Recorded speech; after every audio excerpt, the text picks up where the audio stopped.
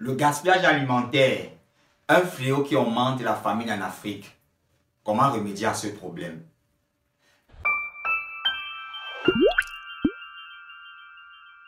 Un tiers des aliments produits dans le monde ne sont jamais consommés. C'est-à-dire que sur toute la production mondiale, il y a un tiers d'aliments qui sont gaspillés. Ce qui représente comme ça 1,3 milliard de tonnes d'aliments qui sont gaspillés chaque année.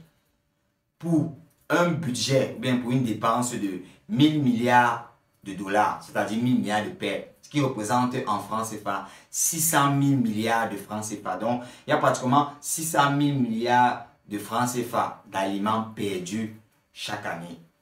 Alors que d'un autre côté, on a pratiquement 1 milliard de la population mondiale qui souffre de la famine. C'est-à-dire seulement le gaspillage là, 1,3 milliard de tonnes, peut nourrir ces 1 milliard de personnes qui souffrent de la famine dans le monde. Et comme je l'ai dit, ça fait comme ça un tiers des aliments produits dans le monde qui n'est jamais consommé. C'est-à-dire dans le monde, si on produit, disons, 9 tonnes d'aliments, il y aura au moins 3 sur ces 9 tonnes qui seront perdues. Et il n'y a que 6 tonnes d'aliments qui seront consommés ou bien qui seront utilisés. Et maintenant, le gaspillage aussi alimentaire peut se faire à plusieurs étapes. On a le gaspillage alimentaire, où on a des pertes alimentaires au niveau de la production. Ça peut se faire au niveau de la transformation. Durant la transformation aussi, on a des pertes durant la transformation des aliments. Il y a de nombreuses pertes qu'on peut enregistrer. Ça peut se faire aussi durant le transport. Dans le transport, bon, pour revenir sur les différentes étapes, au niveau de la production, on peut avoir des aléas climatiques, on peut avoir des maladies qui font en sorte que ces aliments sont perdus. Pour la transformation, on peut avoir un mauvais procédé de transformation, une mauvaise conservation, un mauvais stockage qui fait en sorte que ces aliments sont perdus. Durant le transport aussi, on peut avoir des chocs mécaniques qui abîment les aliments. On peut avoir aussi des chocs thermiques, c'est-à-dire des températures prolongées ou bien peut-être des chambres froides non adéquates qui font en sorte que ces aliments sont perdus. Dans aussi la distribution aussi, ces aliments peuvent arriver dans des centres de distribution, mais dans des marchés. Certains seront triés, mais dans d'autres seront aussi jetés, par exemple. Et le gaspillage aussi peut se faire pendant la consommation. Il y a des personnes qui achètent des aliments, stockent au frigo.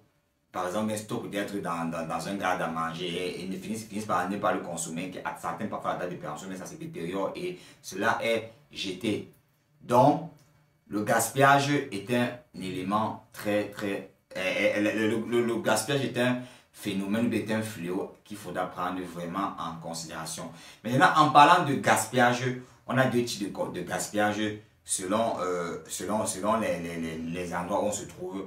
En Occident, le gaspillage, c'est beaucoup plus à la consommation. Donc, une bonne partie du gaspillage en Occident se fait à la consommation. C'est-à-dire, ça c'est le gaspillage des riches, comme on dit souvent.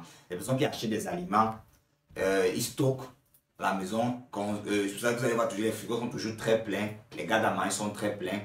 Ils vont consommer une partie. Mais une bonne partie sera jetée dans les poubelles. Ou bien ne seront même pas utilisés. Bien, ils vont se périmer ou vont atteindre les dates de péremption. Ça, c'est beaucoup plus le gaspillage au niveau de l'Occident.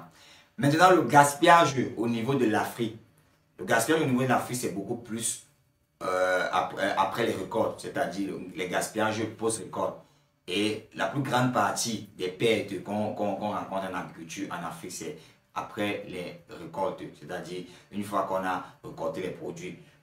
C'est pratiquement 30 à 40% de produits qu'on perd après les récoltes, surtout en Afrique.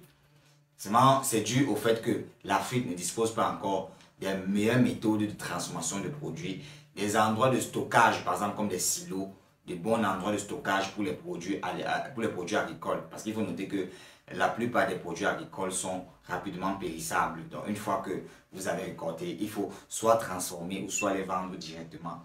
Donc voilà ensemble, en somme, les différents types de gaspillage. Et le gaspillage alimentaire, c'est un fléau qui augmente la famine en Afrique. Parce que, comme je vous l'ai dit, il y a une bonne partie, il y a pratiquement un tiers des aliments qui sont gaspillés.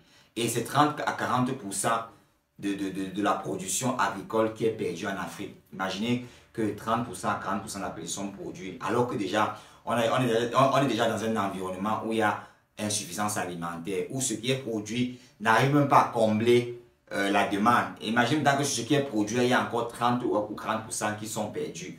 Ce qui fait en sorte que la famine va davantage s'accentuer. Donc, c'est un fléau qui est là et qu'il faudra rapidement trouver une solution à ce problème. Parce que, comme je l'ai dit tantôt, le gaspillage alimentaire augmente encore considérablement la famine. Parce que il faut noter aussi qu'en Afrique, c'est 250 millions à 300 millions de personnes qui souffrent de la famine. Alors, et avec le gaspillage alimentaire qui continue de s'accentuer, cela risquerait encore d'augmenter ce nombre, puisque déjà, il faut noter que les conditions climatiques déjà ne permettent pas de, avec les changements climatiques, les variations climatiques, les conditions climatiques aujourd'hui ne permettent pas, comme la sécheresse, sont encore des freins à l'agriculture. Et ajouter à ça le gaspillage, on aura encore une famine qui risquera encore de plus s'accentuer. Donc, comme solution, il faudra trouver des manières d'assurer une bonne gestion des produits récoltés. C'est-à-dire mettre sur pied des bons systèmes de transformation de ces produits, des bons systèmes de stockage, des bons systèmes de transport de ces produits vers les sites de commercialisation. C'est-à-dire mettre sur pied toute la chaîne, bien tout le système transport et logistique pour pouvoir mieux gérer ces produits. Donc, une fois qu'on aura fait cela en Afrique, on sera au moins sûr qu'on aura réduit le gaspillage au moins de moitié, ou bien on aura réduit considérablement. Donc, voilà la solution, une des solutions pour pouvoir remédier ce problème de gaspillage en Afrique qui est un fléau qui augmente la famine en Afrique. Je suis Paul Kitio, consultant et expert agricole chez AgroConsulting.